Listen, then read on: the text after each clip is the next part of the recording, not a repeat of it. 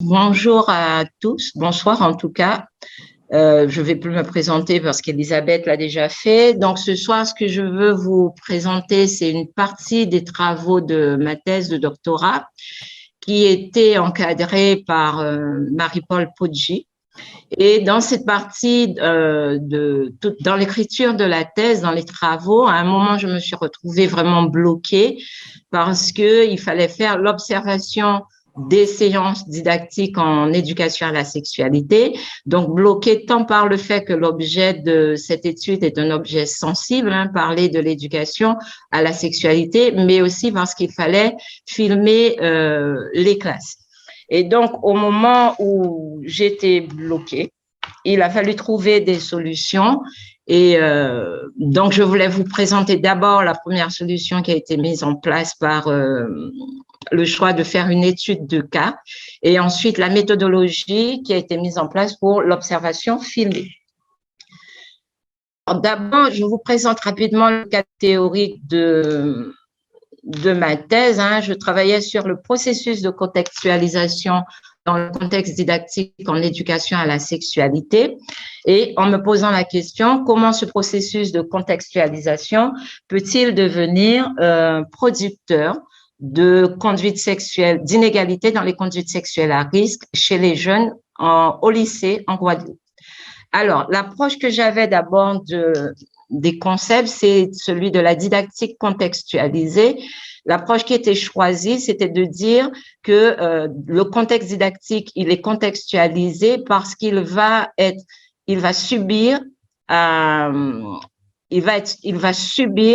les dispositions incorporées des acteurs en présence, c'est-à-dire les élèves et l'enseignant, mais l'enseignant lui-même, toute sa partie pédagogique sera assujettie au poids de l'institution. La deuxième approche, c'est de dire que cette didactique, elle est contextualisante parce qu'elle va agir sur les dispositions incorporées des élèves et par là même produire des inégalités. Alors, une fois que j'avais posé ces deux hypothèses, comme je le disais précédemment, il s'est posé vite fait à moi la problématique de filmer des séances de classe parce que les enseignants, alors soit ils n'étaient pas disponibles, soit ils avaient oublié leur support, soit ils rencontraient de nombreux problèmes qui ne me permettaient pas de les filmer. Et lors d'une présentation à un séminaire, donc je ne sais pas s'il y a des doctorants, beaucoup de doctorants, j'ai vu beaucoup de personnes que je connaissais, lors d'un séminaire où je faisais part de ce blocage qui était non négligeable, en discutant avec Antoine Delcroix, il m'a dit, Albert, tu sais, il y a une possibilité de faire un travail en étudiant une seule situation. Et là, je suis partie sur le choix de faire une étude de cas avec un seul enseignant. Alors, l'étude de cas, pourquoi participait réellement à cette réflexion? Déjà, parce que ça permet d'étudier une chose spécifique dans un phénomène complexe. On est bien dans un phénomène complexe puisqu'on va parler de la sexualité, on va parler de ce qui se passe dans le contexte didactique et chacun ici présent sait la sensibilité des enseignants à se faire filmer. Ensuite, l'approche de Bishan-Dariz qui montre qu'on va travailler en considérant la situation comme étant une unité d'analyse, donc le contexte didactique pris dans son entièreté, c'est-à-dire le savoir, les acteurs, les interactions qui se jouent entre les acteurs, ajouté à la partie avec la sociologie, la place des dispositions incorporées, on voit bien qu'on est dans une situation déterminée et qui peut nous servir d'unité d'analyse. L'autre approche qui a surtout, parce qu'il y en a d'autres, qui a surtout aidé ce travail sur l'étude de cas, c'est le fait de rapporter, c'est celle d'Hamel de 1997 qui dit que l'étude de cas consiste à rapporter un événement à son contexte. Donc, on est bien dans comment les interactions autour de la sexualité, l'objet sensible, se transmettent, se mettent en jeu au sein du contexte didactique. Et on va étudier la façon dont ces jeux, ces interactions se jouent tant dans la dimension contextualisée que dans la dimension contextualisante du processus de contextualisation. Et donc, selon le plat, on voit bien qu'on est dans un événement situé, un système intégré et en fonctionnement par rapport à tous les éléments que je viens d'apporter. Alors, cette étude, l'étude de cas, ça permettait bien de travailler ce sujet parce que il s'agissait pour moi de démontrer comment, dans le contexte d'enseignement en éducation à la sexualité, les dispositions incorporées des acteurs ont une double action dans la dimension contextualisée et dans la dimension contextualisante. Comment, dans ce processus de contextualisation, ces deux dimensions, contextualisée et contextualisante, vont agir sur les comportements des élèves en produisant des comportements inégaux. Et donc, la situation répondait aux différents critères déterminés pour l'étude de cas parce qu'on avait un ensemble de données homogènes dans un contexte qui varie peu. En fait, un contexte didactique en éducation à la sexualité ou même dans d'autres matières varie peu. Et là, j'ai bien fait attention. On a le même professeur puisqu'on va filmer 2 classes de seconde professionnelle sur 2 séances pour chacune de ces classes. Donc, on a le même professeur, le même niveau de classe. Donc, on a une quasi-homogénéité dans le niveau des connaissances et au niveau de la sexualité aussi, ce qui avait été déjà déterminé par des questionnaires qui avaient été menés. Alors, les films aussi ont été précédés d'entretiens semi-directifs et suivis d'entretiens semi-directifs. Donc, l'étude de cas était bien située et chacune des classes a été filmée sur les 2 séances. Alors, l'étude de cas, bien sûr, surtout dans cette situation, présentait des forces et des faiblesses. Alors, les forces, c'est parce qu'on partait de rien. Aucune étude n'avait été menée dans ce contexte. Aucune étude. Alors, il y avait des études sur l'éducation à la sexualité, des études sur le contexte didactique, des études sur les processus de contextualisation, mais pas qui associaient les 3 domaines. Et donc, on avait vraiment une grande flexibilité en partant de ce choix de l'étude de cas, puisqu'on allait tout créer à partir de ce qui allait être observé. Bien sûr, comme on parlait de la sexualité et que les travaux en sociologie de Lahire 2011-2012 et de Boson 2013 montre que la sexualité est souvent construite à partir de la socialisation primaire et elle est souvent leur reproduction sociale du contexte familial.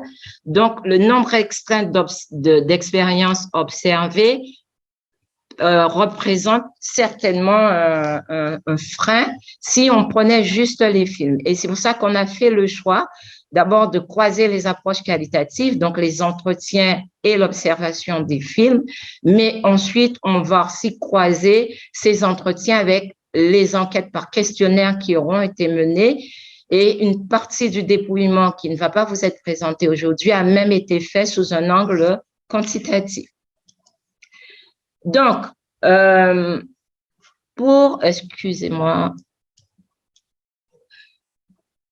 l'observation des séances de didactique, comme je le disais, il y avait très peu de bases. Donc, il a fallu qu'on s'appuie sur plusieurs travaux qui avaient déjà été menés. Donc, la grille d'analyse de l'équipe du GRAPH sur l'enseignement du français, celle des interactions de Flanders en 1976 et les théories des temps didactiques de Saint-Sévy et Mercier 2007 et de l'action didactique avec tous les travaux de Brousseau. Alors, 4 étapes ont émergé. Donc, les films au fur et à mesure qu'on travaillait les grilles et qu'on regardait les séances filmées, on a eu 4 étapes qui ont émergé. La première qui a été un visionnage sans prise de notes. Donc, on était assis face au film et puis on retransmettait tout ce qui se passait. Le synopsis. donc où on va avoir l'émergence de temps didactique, l'analyse de la structure de l'action didactique et enfin le croisement de ces deux analyses. Petite erreur sur ma diapo, il y a bien les 4 étapes qui sont présentes.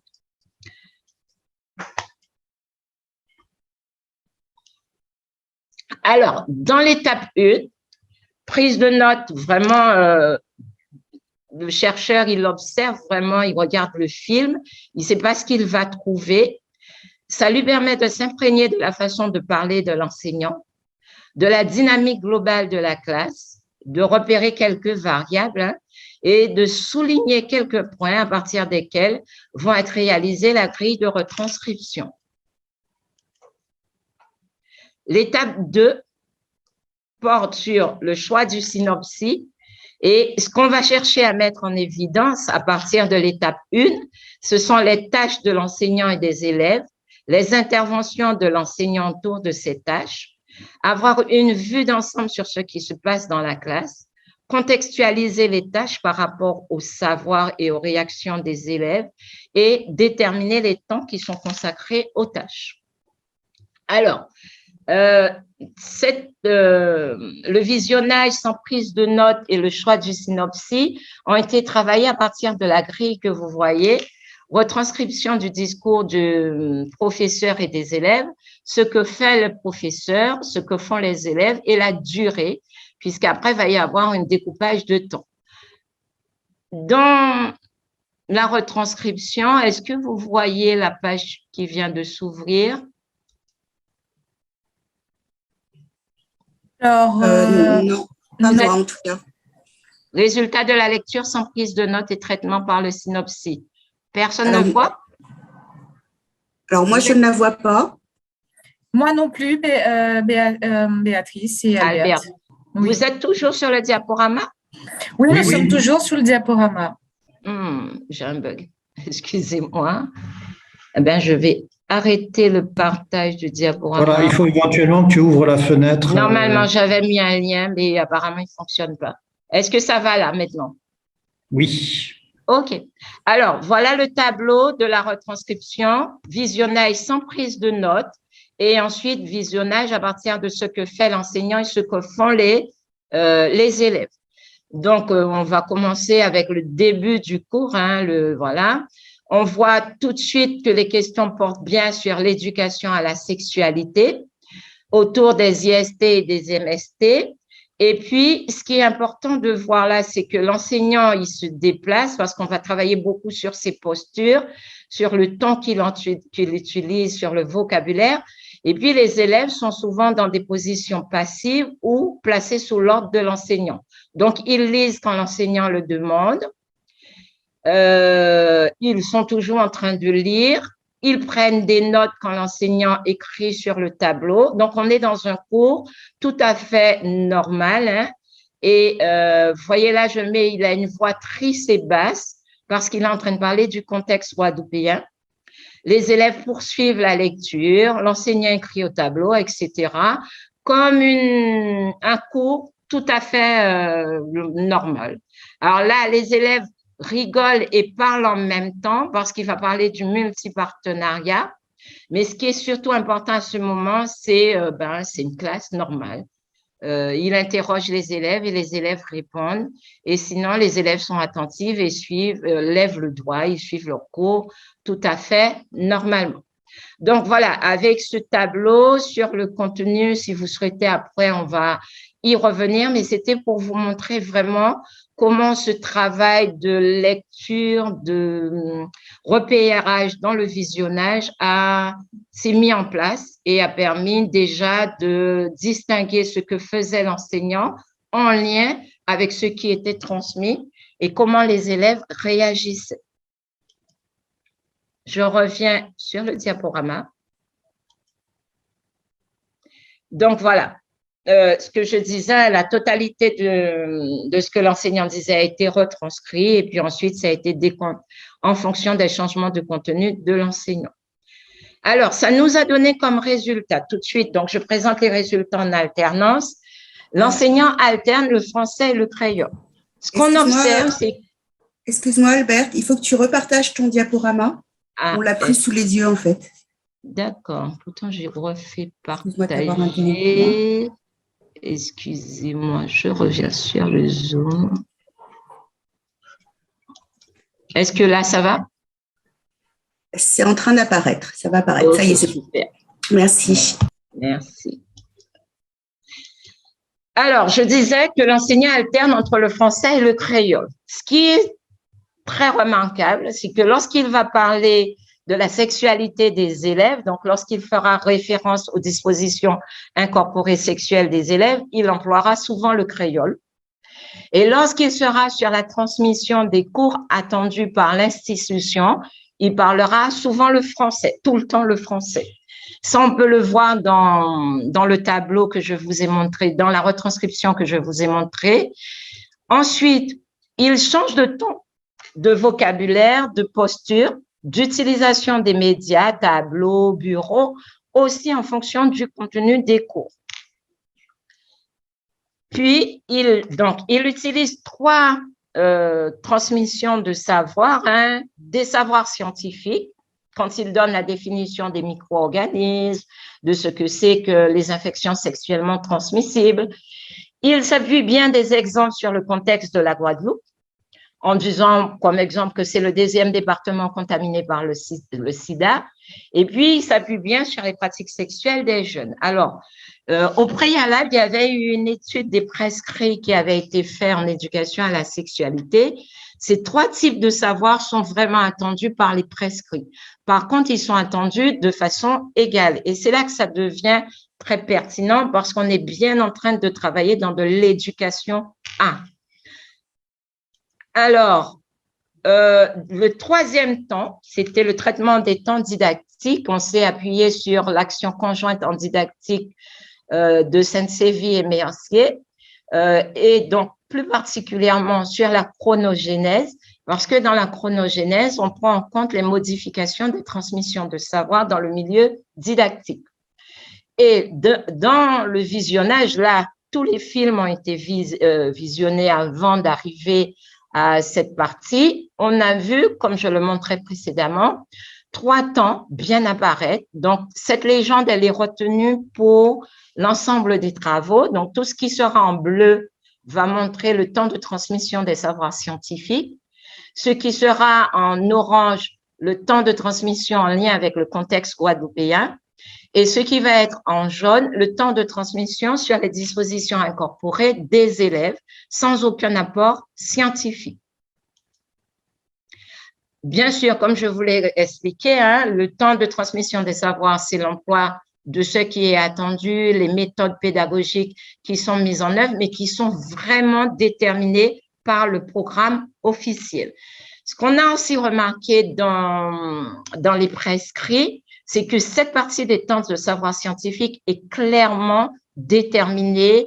Les verbes utilisés sont clairs et nets. Les consignes à donner aux élèves sont claires et nettes.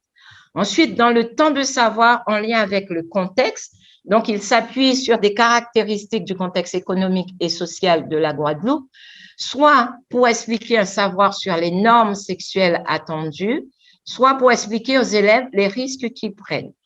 Et donc, dans les prescrits, cette partie, elle est assez floue. Il n'y a pas de verbe directif, il n'y a pas de consigne directive, et encore moins sur ce que nous avons appelé le 3e temps de savoir, qui est le savoir des temps sur les dispositions incorporées des élèves sans apport scientifique. Là, l'enseignant, il va discuter vraiment de ce qu'il fait. Sur ces 3 temps, ce que je vous disais, c'est que le ton et les postures changent. Dans le temps scientifique, l'enseignant a un ton autoritaire et un ton imposé. Les élèves ont très, très peu le droit à la parole. Les élèves prennent des notes, ils écrivent. Il n'y a pas beaucoup d'interactions visuelles et auditives dans ce qui se passe dans ce milieu didactique. Dans le temps de transmission en lien avec le contexte, l'enseignant a un ton plus critique, plus basé, il va avoir un vocabulaire plus basé sur le jugement. La Guadeloupe est le 2e département avec le sida, le 1er département consommateur de champagne. le multipartenariat. Voilà, il va en parler vraiment de façon très critique et remplie de jugement. Et puis, quand il va entrer sur les temps de transmission de savoir, sur les dispositions incorporées des élèves, là, il va prendre un ton plus paternaliste. Il va se rapprocher des élèves. Il va ne pas utiliser son bureau, ce qu'il fait beaucoup dans le temps de transmission des savoirs scientifiques. Il va être vraiment dans, et puis là, il va dire, vous êtes en seconde, vous n'avez pas encore besoin d'avoir des relations sexuelles. Si vous étiez ma fille, je vous aurais dit, voilà. Donc, il va complètement sortir de ce qui est attendu dans la transmission des savoirs scientifiques pour entrer vraiment dans ses propres dispositions incorporées, dans ses propres représentations sociales sur la sexualité des jeunes, comment ils devraient vivre leur sexualité. Il va aller très loin où il va leur dire, par exemple, si on y revient, à un moment, il dit « Sida n'est pas écrit sur le front de votre copine ». Et ce qui fait, on va observer aussi qu'à ce moment, les élèves auront plutôt des postures de retrait que des postures de participation, ce qui devrait normalement se faire. Alors, ensuite, une fois qu'on a eu ces temps, on a bien déterminé, on a bien conceptualisé ces temps de transmission de savoir, on les a découpés en secondes. Donc, vous voyez que les mêmes couleurs ici reviennent dans la chronogénèse des temps de transmission de savoir. En bleu, c'est ce qui est scientifique. En orange, ce qui est en lien avec le contexte guadeloupéen, et en jaune, ce qui est en lien avec les dispositions incorporées sexuelles des élèves. Vous remarquez tout de suite, on a fait des graphiques.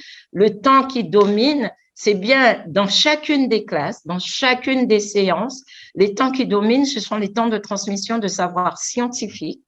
Et le temps qui est le moins important, ce sont les temps de transmission avec les dispositions incorporées des élèves. Alors que l'objectif de l'éducation à la sexualité, c'est bien de former le futur citoyen à devenir responsable dans sa propre sexualité. Et là, on se rend compte qu'on est plus dans de la transmission de connaissances scientifiques. Une fois qu'on a eu cette retranscription en seconde, on a fait des diagrammes en bâton parce que, en fait, l'idée, c'était vraiment de façon visible et très directe de se rendre compte de la place de chacun des temps. Et donc là, on a la classe 1 sur les 2 séances et puis la classe 2 sur les 2 séances. Et vous voyez que quand on compare les 2 classes, on se rend compte que tout de suite, même là, les temps de savoir scientifique sont supérieurs aux 2 autres temps, même si dans cette séance, on termine par un débat autour de la sexualité des jeunes et particulièrement du multipartenariat. Par contre, on observe aussi une distribution, pas une distribution temporelle, pas inégale, homogène entre les 2 classes. L'enseignant, même s'il utilise des savoirs scientifiques, il ne les utilise pas au même moment. Et il ne parle pas du contexte guadeloupéen au même moment, vraiment les séances. Et l'autre observation qu'on peut faire, c'est qu'à chaque fois, entre les temps sur le contexte guadeloupéen et les temps sur les dispositions incorporées des élèves, il va y avoir du temps de transmission scientifique pour venir recadrer la classe. Il va donc s'appuyer sur ce que l'institution attend des élèves. Alors, les résultats de tout ce travail ont permis de vérifier et de confirmer en tout cas une partie des 2 hypothèses qui avaient été posées. C'est que dans le contexte en didactique, dans le processus de contextualisation, dans le contexte didactique en éducation à la sexualité, on a bien une dimension de la didactique qui est contextualisée et une dimension de la didactique qui est contextualisante. Donc là, vous avez la classe 1, séance 1. On voit le poids de l'institution pour revenir aux travaux de Chevalard. Il est beaucoup centré sur l'apport de connaissances scientifiques. Il utilise des manuels. il est vraiment dans si on s'appuie sur Brousseau, dans de la définition et de l'institutionnalisation pour vérifier les savoirs acquis. Ensuite, cette dimension contextualisée, on la retrouve par les dispositions incorporées de l'enseignant, surtout quand il fait référence au contexte guadeloupéen et aux dispositions incorporées sexuelles des élèves, d'accord? Il va avoir des interactions fortes au moment où il est sur la transmission de savoir scientifique. Là, il questionne beaucoup les élèves pour vérifier l'institutionnalisation, vérifier qu'ils savent et qu'ils connaissent, que les connaissances des séances précédentes sont bien acquises, etc. Et puis, par contre, lorsqu'il est dans les temps de transmission, il s'appuie sur les savoirs scientifiques qui sont très homogènes et sur ses représentations. Donc, il contextualise sa didactique est contextualisée et par le mélange des savoirs scientifiques et par ses propres représentations. C'est aussi contextualisé par ces dispositions incorporées parce qu'il prend en compte l'environnement social de l'élève à partir de ses propres représentations. Si j'étais votre père, je vous dirais qu'il n'est pas encore temps d'avoir des relations sexuelles. Il va dire, par exemple, que les garçons, ils ont plus des représentations. Les filles ne doivent pas se protéger, alors qu'eux doivent se protéger. Bien que mes enquêtes ont prouvé ce qu'il disait, lui, il ne s'appuie pas sur des données scientifiques pour le dire, mais vraiment sur son propre vécu et ses dispositions incorporées. Enfin, dans le temps de transmission sur les dispositions incorporées des élèves, pareil, on retrouve, il y a de faibles interactions, ils ne les questionnent pas. Lorsque les élèves prennent la parole pour dire, par exemple, ma copine, elle avait un stérilet et elle est tombée enceinte, ils recadrent tout de suite en disant, oui, mais quel est le pourcentage de réussite quand on a un stérilet? Un élève va répondre 99%, eh bien, ta copine, elle a fait partie des 1%. Et c'était fini, il ne va pas argumenter ni prendre en compte les représentations des élèves face à cette situation.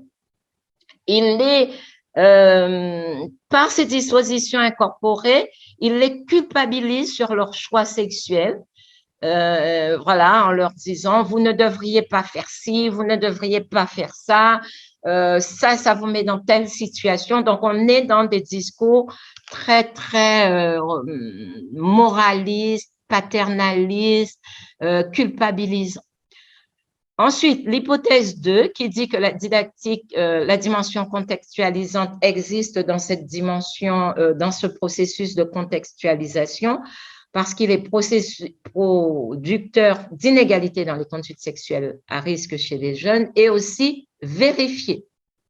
D'abord, parce qu'on est dans des apports scientifiques qui sont très homogènes, hein, il utilise des manuels, il n'a pas, dans les apports scientifiques, il n'y a pas beaucoup, pratiquement pas d'ouverture.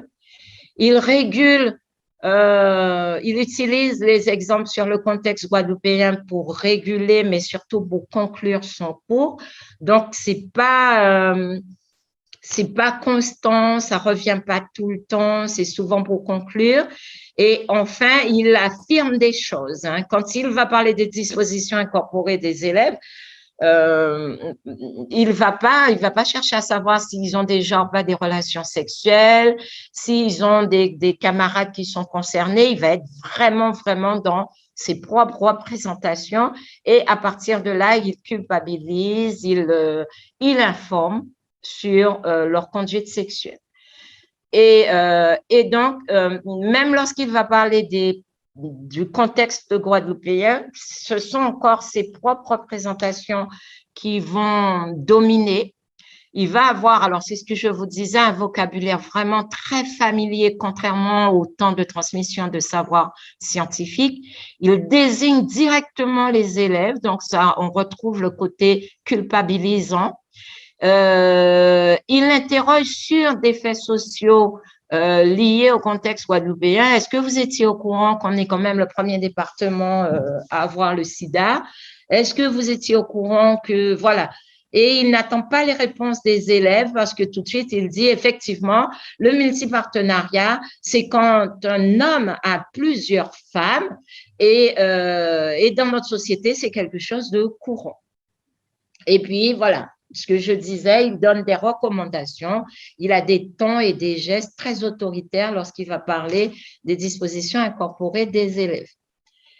Alors, dans le temps de la séance de transmission de savoir 2, on retrouve les mêmes caractéristiques. Les interactions sont mises en place par l'enseignant dans les temps de transmission de savoir scientifique. Il utilise toujours ces représentations sur un temps de jugement et de moralisateur. Donc, on est dans de la dévolution lorsqu'il est dans les temps de savoir contextualisé. Et puis, lorsqu'il parle des DI, des élèves, il met lui-même en place des interactions et la dimension contextualisante est plus marquée par de la sensibilisation, de la conscientisation. Il faut que vous preniez conscience des risques que vous prenez quand vous avez une sexualité trop jeune. Vous n'en avez pas besoin.